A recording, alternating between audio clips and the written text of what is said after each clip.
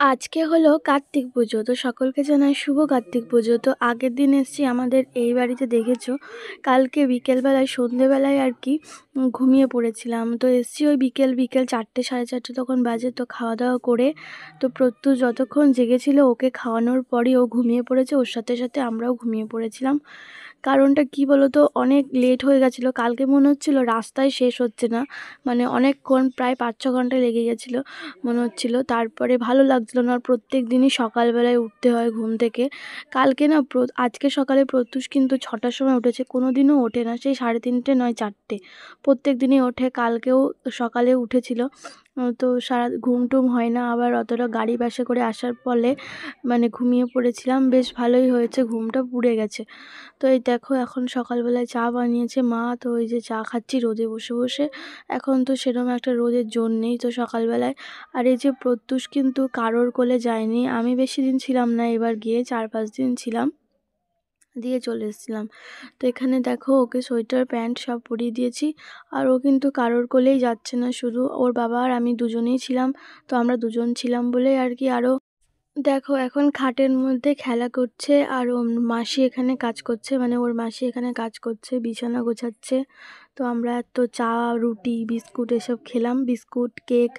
আর এই যে ও কারোর কোলে যাবে না, যেরকম একটু নামিয়ে দিলে খেলা করছে, নাহলে আমার আর ওর বাবার কোলেই 4-5 দিন ছিল। তো থাকছিলই না আর কি, ভীষণ কান্নাকাটি করছে। হ্যালো গাইস, আমি এখন ডিমের তরকারি রান্না করবো। হাঁসের ডিমের তরকারি করবো আলু দিয়ে।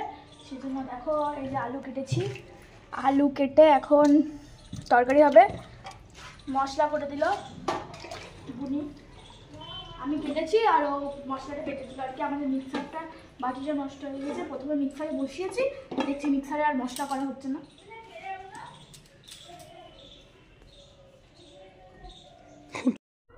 প্রথমে মিক্সারে মশলা করতে বসিয়েছিলাম তরকারির জন্য, তো মিক্সারটা দেখছি আর ঘুরছে না।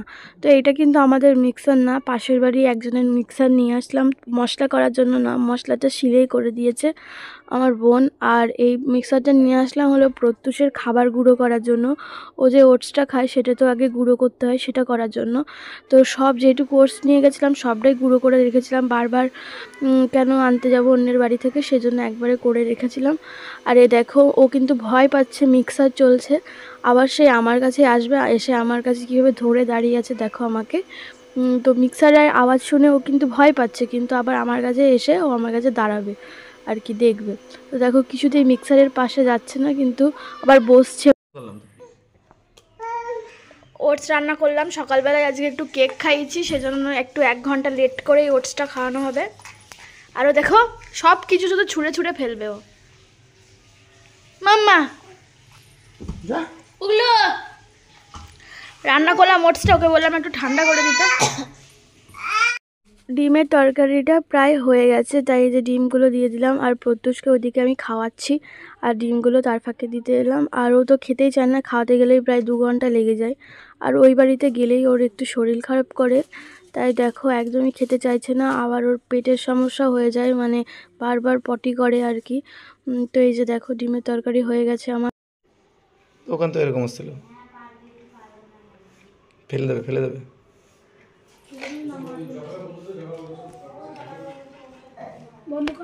তো এই যে দেখো এখন প্রত্যুষকে খাওয়াচ্ছি, তো একদমই খেতে যাচ্ছে না কিছুদিন ধরে, আর ভীষণ রোগা হয়ে গেছে। ওর এই কালী পুজোর টাইমে খুব শরীর খারাপ হয়েছিল, জ্বর ঠান্ডা লেগেছিল, খুবই ঠান্ডা লেগেছিল, 10-12 দিন একভাবে গ্যাস দেওয়া হয়েছে, তারপর জ্বর হয়েছিল, তারপরের থেকে সেরকম একটা খেতেও চায় না, আর সে রোগা হয়ে গেছে।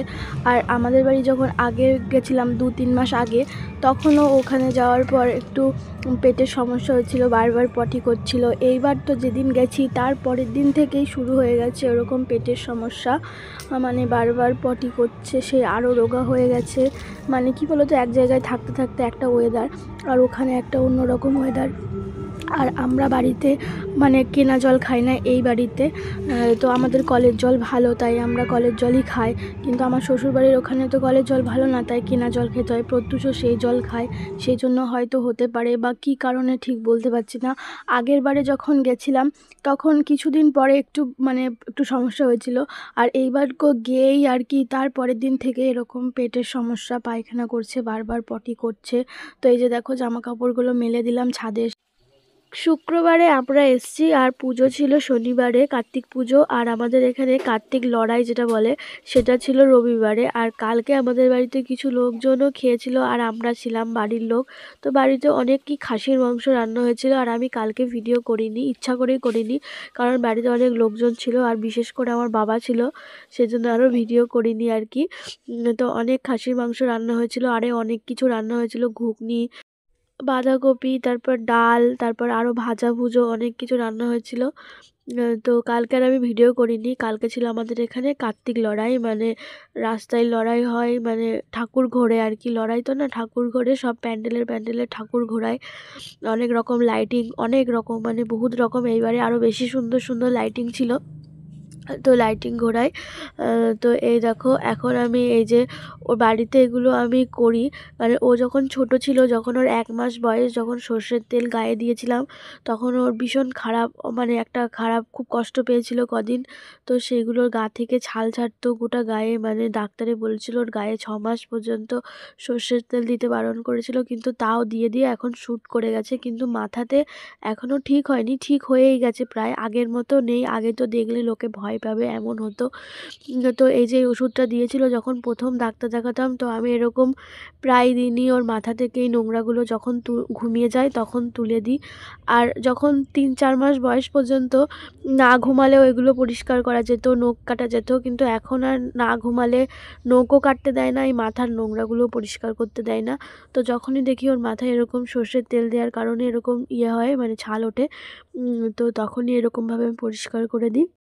আর এই যে প্রত্যুষ যখন হয়েছিল তখন ওর মাথায় অনেক চুল হয়েছিল, প্রচুর চুল, মানে ওর কপাল পর্যন্ত আসছে ওর চুলগুলো। তো ওর জন্মের পর থেকে একবার ন্যাড়া করা হয়েছে, অনেকবার চুল কাটা হলো, ন্যাড়ার মতো করে চুল কাটা হয়েছে, একদম ছোট ছোট করে। ওর চুল নখ প্রচণ্ড তাড়াতাড়ি বড় হয়ে যায়। আর এই যে নখ আছে, এখন তো খেলাধুলা করে সবার কাছে, মানে নখ খুব তাড়াতাড়ি বড় হয়, মানে ধরো 10 দিন পর পর কাটলে ওর ভালো হয়। তো 1 সপ্তাহ পর পর কাটলে ভালো হয়। আমি ওই 10 দিন, একটু বড় না হলে তো কাটা যায় না। আর নখে এখন বাচ্চাদের নখে প্রচুর ধার হয়। তো দেখো এখন ঘুমিয়ে পড়েছে। এই যে মাথা পরিষ্কার করে দিলাম, এই যে নখগুলো কেটে দিচ্ছি। তো ছোট ছোট একদম নখ, একদম নখ তো নয়, যেন ব্লেড, এত খামচাবে, কামড়াবে। এখন তো দাঁত হয়েছে, কামড়ায়, কুটকুট করে খালি কামড়াবে, কামড়াই আবার হাসবে, মানে ও মজা পায় কামড়ানোর সময়। নখ, কান, তারপরে যে মাথা টাথা সব কিছু ঘুমিয়ে গেলেই পরিষ্কার করা হয়। আর বাড়িতে এগুলো ভিডিও করা হয় না, কারণ আমি একা একা থাকি, কে করে দেবে ভিডিও।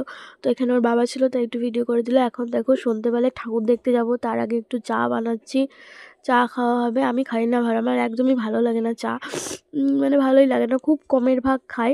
আর আমি ওখান থেকে এসে বেশি দিন ছিলাম না, 4-5 দিন ছিলাম। তো ওখান থেকে আসার পর ঠান্ডা লেগে গেছে প্রচণ্ড। আবার এখানে আর অন্যরকম একটু ঠান্ডা, বেশি ঠান্ডা, গ্রাম সাইড তো একটু বেশি ঠান্ডা পড়ে লেগে যায়। আর জ্বর, জ্বর আসলে তেমন যেমন, কিন্তু ঠান্ডা লাগলে বেশি খারাপ লাগে মনে হয়।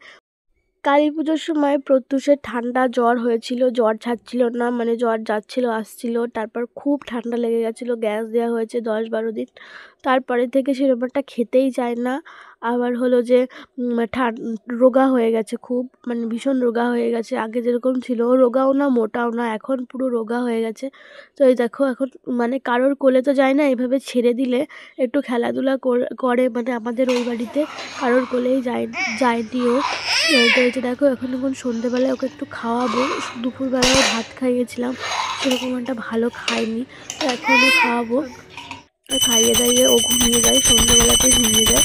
তো ওকে ঘুম পাড়িয়ে একটু ঠাকুর দেখতে যাবো। ওকে একদিন নিয়ে গিয়েছিলাম, কিন্তু ও রাস্তায় বেরিয়ে ঘুমিয়ে পড়েছিল, কিন্তু আমরা ওকে কোলে নিয়েই ঠাকুর দেখেছি লাস্টের দিন। তো এই যে দেখো এখন এখানে সন্ধ্যে দেওয়া হচ্ছে, আর এই যে আমাদের বাড়ির ঠাকুর। আর ওকে দেখো এখন খাওয়াবো আমি। ওই যে ক্যামেরার দিকে তাকাচ্ছে, দেখো কীরকম।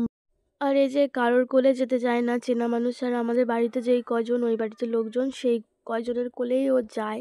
পাড়ার লোককে সারাদিন দেখেও তাও একেক সময় তাদের কোলেও যেতে চায় না। আর এই যে দেখো এই পুতুলটা দেখতে পাচ্ছ, অনেক সুন্দর পুতুলটা, কি সুন্দর মাথা নড়তো একা একাই। তো ও কালকে এসে পরশুদিন এসেছে, পরশুদিন এসেই ভেঙে ফেলেছে। তো দেখো এখন ওকে আমি খাইয়ে নিচ্ছি। তো ভিডিওতে তোমাদের কিরম লাগলো? আশা করি ভালো লাগলো। দেখা হবে সুন্দর একটা ভিডিওতে।